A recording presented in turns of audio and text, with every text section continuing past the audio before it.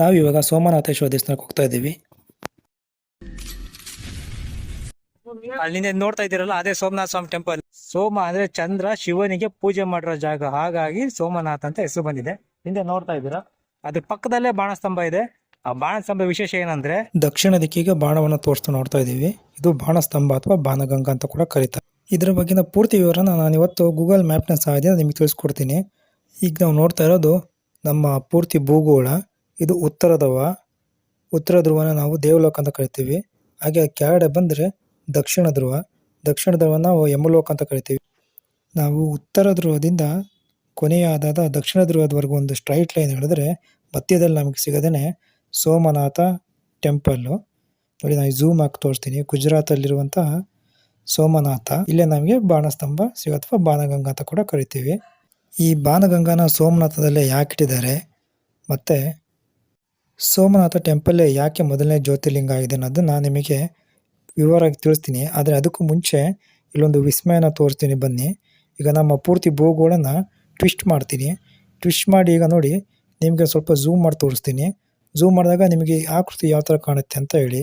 ನನ್ನ ಕಣ್ಣಿಗಿಂತೂ ಕೃಷ್ಣನ ವಾಹನವಾದ ಗರುಡನ ಆಕೃತಿ ಕಾಣ್ತಾ ಇದೆ. ಇಲ್ಲಿ ನಿಮಗೆ ನಾನು ತೋರಿಸ್ತೀನಿ ನೋಡಿ, ನಿಮಗೆ ಇದು ಕಾಣ್ತಿರೋದು ಗರುಡನ ತಲೆಯ ಭಾಗ. ಮತ್ತು ಗರುಡನ ರೆಕ್ಕೆಗಳು ಒಂದು ಕನ್ಯಾಕುಮಾರಿ ಹರಡ್ಕೊಂಡಿದೆ. ಇನ್ನೊಂದು ರೆಕ್ಕೆ ಅಫ್ಘಾನಿಸ್ತಾನ, ನೋಡಿ ಇಲ್ಲಿ ಕಾಣಿಸಿರೋ ಅಫ್ಘಾನಿಸ್ತಾನದ ತನಕ ಹಬ್ಕೊಂಡಿದೆ.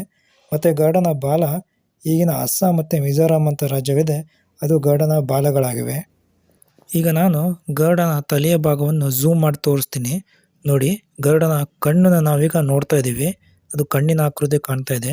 ಅದನ್ನು ಇನ್ನೂ ಝೂಮ್ ಮಾಡಿ ತೋರಿಸ್ತೀನಿ. ಈಗ ನಮ್ಮ ಕಣ್ಣಿಗೆ ಕಾಣ್ತಾ ಇರೋದು ಕೃಷ್ಣನ ಮಾಯಾ ನಗರಿ ಜುನಾಗಢ. ಈ ಜುನಾಗಢನ ವಿಶ್ವಕರ್ಮರಿಗೆ ಹೇಳಿ ಶ್ರೀಕೃಷ್ಣ ಇದನ್ನು ನಿರ್ಮಾಣ ಮಾಡ್ಕೊಂಡಿರ್ತಾನೆ. ಇದ್ರ ವಿಶೇಷತೆ ಏನು ಅಂದರೆ, ಶ್ರೀಕೃಷ್ಣ ತಲೆಯ ಮೇಲೆ ಸದಾ ಇರ್ತಿದ್ದಂತಹ ನವಲಗಿರಿ ಆಕೃತಿಯಲ್ಲೇ ಇದೆ. ನೀವು ಒಮ್ಮೆ ನೋಡಿ, ನವಲಗಿರಿ ಆಕೃತಿ ಇದೆಯಾ ಅಂತ ನೋಡಿಬಿಟ್ಟು ನನಗೆ ತಿಳಿಸಿ. ನಾವೀಗ ಜುನಾಗಢ್ನಿಂದ ಹೊರಗಡೆ ಬರೋಣ. ಹೊರಗೆ ಬರ್ತಾ ನೋಡಿ, ಇಲ್ಲಿ ಸರಿಯಾಗಿ ಗರುಡನ ನೆತ್ತಿಯ ಮೇಲೆ ನಮ್ಮ ಸೋಮನಾಥ ಇರುವಂಥ ಬಾಣಗಂಗಾ ಇದೆ.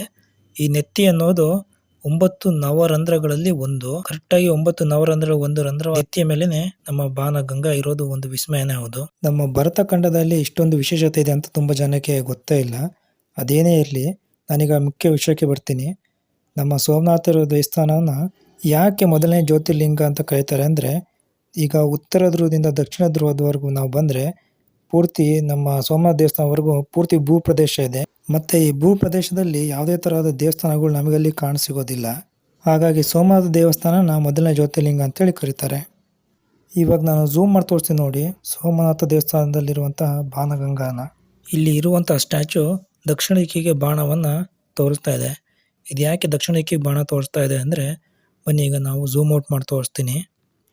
ಸೋಮನಾಥ ದೇವಸ್ಥಾನದಿಂದ ನಾವು ದಕ್ಷಿಣ ದಿಕ್ಕಿಗೆ ಹೊರಟ್ರೆ ನಮಗೆ ದಕ್ಷಿಣ ಧ್ರುವ ಸಿಗೋವರೆಗೂ ಪೂರ್ತಿ ಸಮುದ್ರನೇ ಇದೆ. ಯಾವುದೇ ಒಂದು ಭೂಪ್ರದೇಶ ಕೂಡ ಇಲ್ಲಿ ಸಿಗಲ್ಲ. ಹಾಗಾಗಿ ಅಲ್ಲಿರುವಂಥ ಸ್ಟ್ಯಾಚು ದಕ್ಷಿಣ ದಿಕ್ಕಿಗೆ ಬಾಣವನ್ನು ತೋರಿಸ್ತಾ ಇದೆ. ಇನ್ನು ನಮ್ಮ ಪೂರ್ವಜರು ದಕ್ಷಿಣ ಧ್ರುವವನ್ನು ಯಮಲೋಕ ಅಂತ ಕರಿತಾ ಇದ್ರು. ಅದು ಯಾಕೆ ಕರಿತಾ ಇದ್ರು ಅಂದರೆ, ಬನ್ನಿ ನಾನು ಈಗ ಝೂಮ್ ಮಾಡಿ ತೋರಿಸ್ತೀನಿ. ಇಲ್ಲಿ ನೋಡ್ತಿದ್ದೀರಲ್ಲ ಆಕೃತಿ, ಈ ಅಂಟಾರ್ಟಿಕಾ ಸಾಗರದಲ್ಲಿದೆ.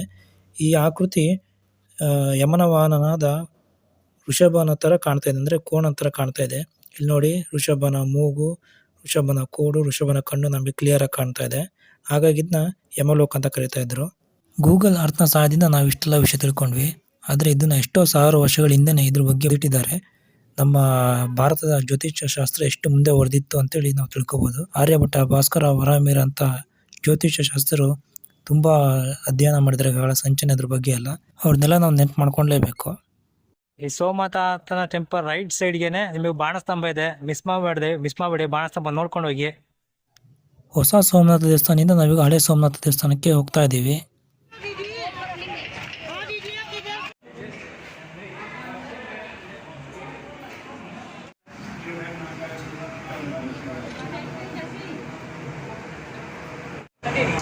ಇದೇ ಸೋಮನಾಥಲಿಂಗ.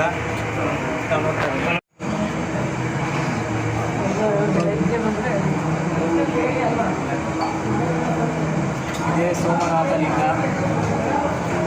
ಓಲ್ಡ್ ಜ್ಯೋತಿರ್ಲಿಂಗ ಅಲ್ಲ, ಓಲ್ಡ್ ಜ್ಯೋತಿರ್ಲಿಂಗ. ಮುಖ್ಯ ಸೋಮನಾಥ ದೇವಸ್ಥಾನ ಜ್ಯೋತಿರ್ಲಿಂಗಗಳಲ್ಲಿ ಮೊದಲನೇ ಸ್ಥಾನ ಬಂದಿದೆ. ಸೋಮನಾಥ ಅಂತ ಯಾಕೆ ಹೆಸರು ಬಂತು? ಸೋಮ ಅಂದ್ರೆ ಚಂದ್ರ, ಚಂದ್ರ ಶಿವನಿಗೆ ಪೂಜೆ ಮಾಡಿರುವಂತ ದೇವಸ್ಥಾನ ಇದು. ಹಾಗಾಗಿ ಸೋಮನಾಥ ಅಂತ ಕರೀತಾರೆ. ಇದನ್ನ ಫಸ್ಟಿಗೆ ಇದನ್ನ ಪ್ರತಿಷ್ಠಾಪನೆ ಇದ್ ಮಾಡಿದ್ದು ಚಾಲುಕ್ಯ ರಾಜ ಮುಳ್ಳುರಾಯ ಅನ್ನುವಂತಹ ರಾಜ ಇದನ್ನ ಕ್ರಿಸ್ತ ಹುಟ್ಟಕ್ಕೂ ಮುಂಚೆ 997ರಲ್ಲಿ ಇದನ್ನ ಇಲ್ಲಿ ದೇವಸ್ಥಾನ ಕಟ್ಟಿಸ್ತಾನೆ. ಬಟ್ ಅದನ್ನ ಮೊಹಮ್ಮದ್ ಗಜ್ನಿ 17 ಬಾರಿ ದಂಡೆತ್ ಬರ್ತಾನೆ. 17 ಬಾರಿ ದಂಡೆತ್ ಬಂದಾಗ ಇಲ್ಲಿ ಬರೀ ಸಂಪತ್ತನ್ನು ಲೂಟಿ ಮಾಡ್ಲಿಲ್ಲ ಅವನು. ಈ ದೇವಸ್ಥಾನ ಚಿದ್ರ ಮಾಡಿ ಹೊಡೆದಾಗಿ ಪೀಸ್ ಮಾಡಾಕಿದ್ದ. ಆ ದೇವಸ್ಥಾನನ ಮತ್ತೆ ವಾಪಸ್ಸು ವಲ್ಲಭಾಯ್ ಪಟೇಲ್ ಅವರು 1947 ಸ್ವಾತಂತ್ರ್ಯ ಸಿಕ್ಕಾಗ ಮತ್ತೆ ಪ್ರತಿಷ್ಠಾಪನೆ ಮಾಡಿದ್ರು. ವಾಪಸ್ ಈ ದೇವಸ್ಥಾನ ಜೀರ್ಣೋದ್ಧಾರ ಮಾಡಿದ್ರು. ಈಗ ಆ ದೇವಸ್ಥಾನ ನಾವು ಅಲ್ಲಿ ಕಾಣ್ತಾ ಇದೀವಿ. ಅಲ್ಲಿ ಜಸ್ಟ್ ಹೋಗಿ ಬಂದ್ವಲ್ಲ, ಅಲ್ಲಿ ಈ ದೇವಸ್ಥಾನ, ಅಲ್ಲಿ ಇದು ಮುಖ್ಯ ದೇವಸ್ಥಾನ. ಅದು ಈಗ ಪುನರಾವೃತಿ, ಈಗ ಹೊಸದಾಗಿ ಮಾಡಿರೋ ದೇವಸ್ಥಾನ. ಅಲ್ಲಿ ಆ ದೇವಸ್ಥಾನದ ಬಲದ ಭಾಗದಲ್ಲಿ ನೀವು ಬಾಣಸ್ತಂಭ ಇದೆ. ಆ ಬಾಣಸ್ತಂಭ ನೋಡಿ. ಆ ಬಾಣಸ್ತಂಭ ಏನು ಅಂದ್ರೆ ಅಲ್ಲಿಂದ ಸೀದಾ ನೇರ ದಕ್ಷಿಣಕ್ಕೆ, ಉತ್ತರದಿಂದ ದಕ್ಷಿಣಕ್ಕೆ ಮೊದಲನೇ ಲಿಂಗ ಸಿಗೋದು ಇದು ಒಂದೇ ಲಿಂಗ. ಇದಾದ್ಮೇಲೆ ಪೂರ್ತಿ ಅಲ್ಲಿಂದ ಕೆಳಗಡೆ ದಕ್ಷಿಣ ಕಡೆ ದಿಕ್ಕು ಮಾಡಿದೆ. ಅದು ದಕ್ಷಿಣದಲ್ಲಿ ಸೀದಾ ಹೋದ್ರೆ ಅಲ್ಲಿ ಬರೀ ಸಮುದ್ರ ಮಾತ್ರ, ಯಾವುದೇ ಒಂದೇ ಒಂದು ಕೂಡ ಭೂಮಿ